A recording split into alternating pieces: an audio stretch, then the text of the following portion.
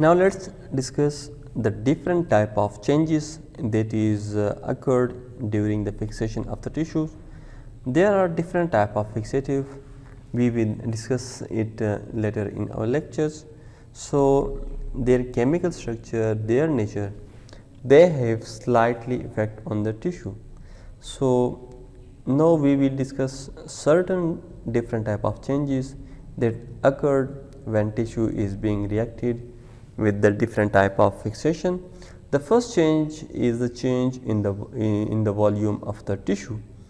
So when osmium tetroxide, it is used as a fixative. So this osmium tetroxide, this causes the swelling of the tissue or the enlargement of the size of the cells within the tissue. And the exact mechanism of this volume change, this increase in the size of the cell, the swelling is unknown, but there are three possibilities due to which this cell swelling may occur. The first one is change in the permeability of membrane. So sometimes when a tissue is fixed with the osmium tetroxide, so the permeability of the cell changes or the permeability of the cell increases, and large amount of the substance or ions that moves inside the cell, so the volume of the cell increases. This is the first possible mechanism of the cell swelling during fixation with the osmium tetroxide. The second mechanism is the inhibition of the enzymes which is responsible for respiration. So the cell swells when there is the inhibition of the enzymes. So this may be the second possible cause of the swelling. And the third possible mechanism of cell swelling during osmium tetroxide fixation is the change in the transport of sodium ions. So when there is increase in the transport of sodium ions, so the cell swelling may occur. So these are the possible mechanisms that explain why the cell swelling occurs during tissue fixation in the osmium tetroxide when it is used as a fixative. And sometimes the formaldehyde, they also decreases the size of the tissue up to 33%. So the formaldehyde have this issue that it causes decrease in the size of the cell, it shrinkens the cells up to 33%. So these are the possible volume changes by these two types of fixatives. The next change in the tissue fixation is the hardening of the tissue. Sometimes, and also the changes of the optical density by fixation. These are also two changes which we will discuss now in this slide. So the first one is the hardening of the tissue. When the tissues, they are fixed with the different type of tissue, so their consistency changes, and this consistency that is important for the tissue to process, because then the cutting, the sectioning of the tissue, that is easy performed when the tissue is slightly firm and the consistency is slightly harder than the normal. And the second change, that is the change in the optical density of the fixation, that the nuclei, their optical density is changed, and that look like condensed, or the chromatin material, they look like condensed. So when they are strained, they are highly stained and they get more stained, so they look hyperchromic when it is observed under the microscope, when it is studied under the microscope. So after fixation, the tissue, their nuclei optical density changes, the optical density increases, therefore they get more stained and they are highly stained, dark stained when fixed with the different type of fixative. And the last change is the interference of the staining. The fixation may also have effect on the staining of the different types of enzymes. Certain type of fixatives, they make changes in the proteins, in the structure of the cells, and due to that fixation, due to that chemical substances, the staining of the enzymes is not properly performed. So this is also an issue when tissue is being fixed. And formaldehyde, it is the fixative that inactivates round about 80% of the enzymes of ribonuclease. The osmium tetroxide, it also inhibits the hematoxylin and eosin staining when the tissue is fixed with this fixative.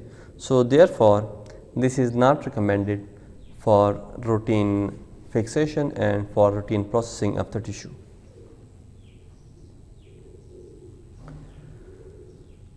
Now, how the fixation process of the large specimen it is performed?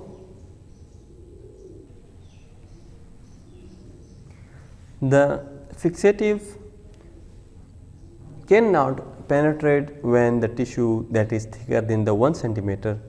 So therefore the samples or species, they are processed by different methods which is recommended. The first one is the method for the solid organs. So when solid organ is received for the processing, so then these solid organs are cut into different slices, and their slices, their length may be increased, but the thickness should not be more than 5 millimeter. So these solid organs, they are sliced into different slices which do not have thickness more than 5 millimeter. The different type of special tissues or the larger tissues, the brain is the example of their tissue.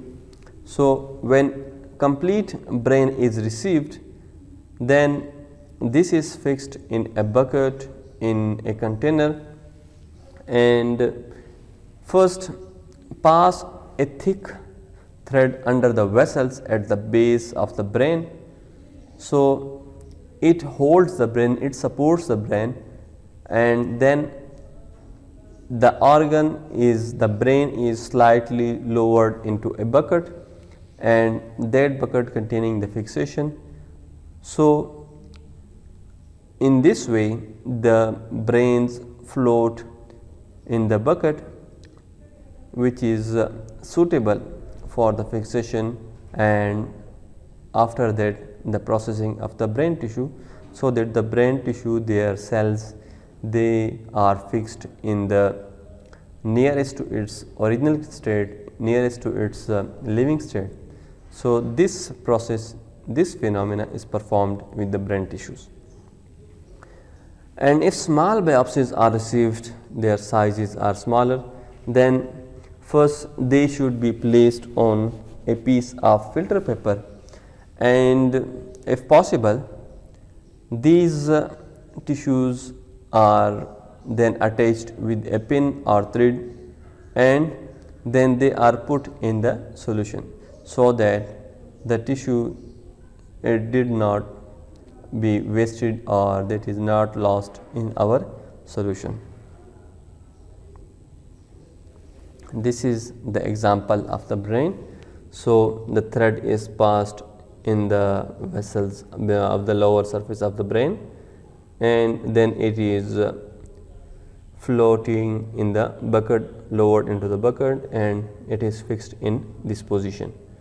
Here is the example of a small biopsy on the piece of filter paper, and this is the thread or the pin attached to this biopsy. So, it is important to process these biopsies like the shown in the picture.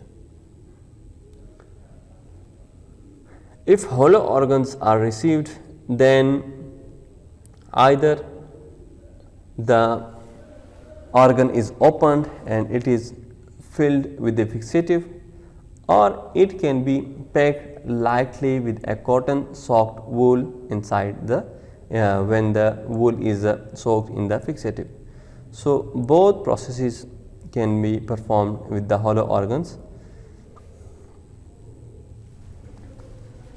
The large specimen which requires dissection.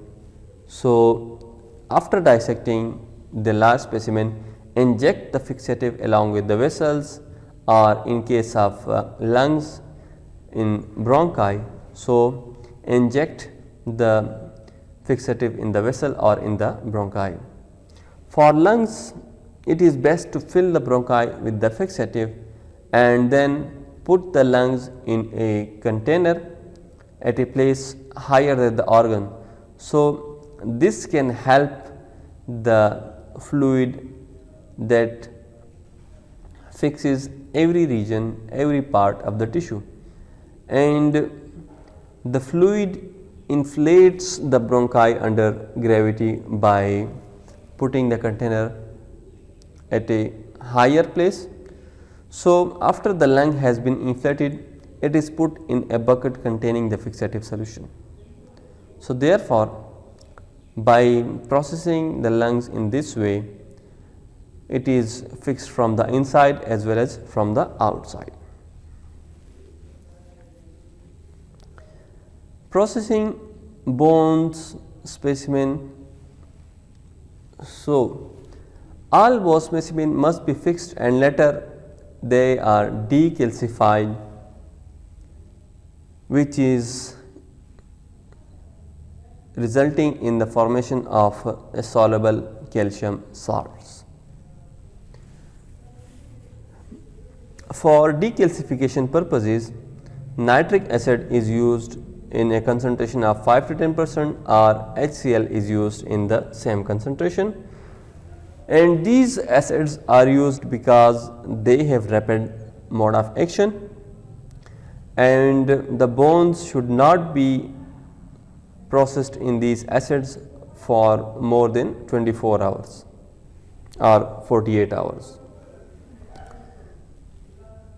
Fixatives recommended for very small bone or pieces are for ultrasound biopsies. These are the nitric acid or HCl. What is the decalcification endpoint? So, the test performed for the checking endpoints of the decalcification. There are three methods by which decalcification endpoint test is performed. So, the first method is the radiographic examination. In this process, the X-ray is performed from the bones which is being decalcified. So, the pre-decalcified bone and post-decalcified bone, they are being compared and the endpoint test is performed. The second method by which decalcification endpoint is determined, that is performed by chemical method, and the third test which is performed for the examination for the determination of endpoint of decalcification process, that is the physical test. So, these are the three tests which are performed for the detection of decalcification. These lectures were performed from these references.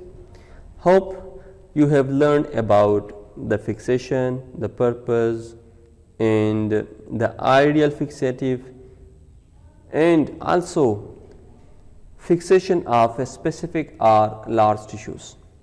Thank you. Assalamu alaikum. If you have any question, you can ask in the question box. Thank you. Assalamu alaikum.